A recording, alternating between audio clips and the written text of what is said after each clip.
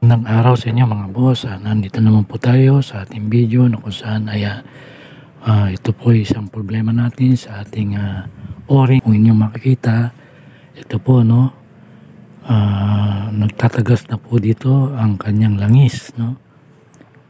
Ayan, paligid po ng kanyang makina, dyan sa kanyang takip ay may langis. So ito po yung problema niya, no. Nandito po sa kanyang fuel gauge na kung tawagin po natin ay ang o-ring, no. Ito pong o-ring dito sa loob ng makina ay maaaring matigas na po or hindi na po nag-hold ng langis, kaya po tumatagas ito dito sa ating crankcase. Ito po isang simpleng problema pero napakalaking epekto sa ating makina.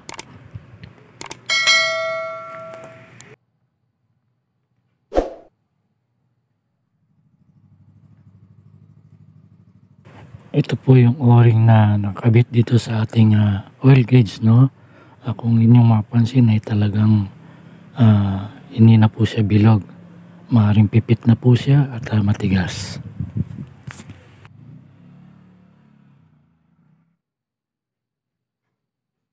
So ito nga po mga boss, no, kailangan na po nating palitan ito dahil sa ito ay kung inyong mapansin ulit ay matigas na, no. Ayan po, medyo mahirap na tanggalin at para na po siyang plastic, hindi na po siya goma, no. So tanggalin po natin ito at atin pong papalitan.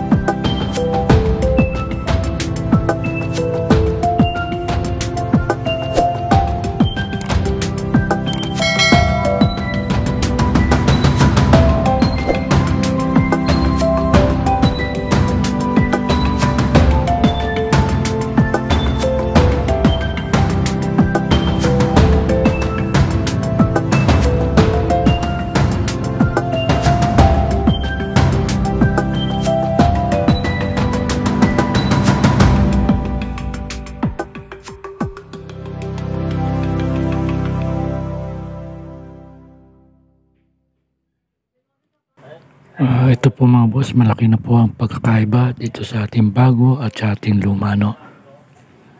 Malaki na po ng diferensya nito, kaya po malakas na po ang tagas.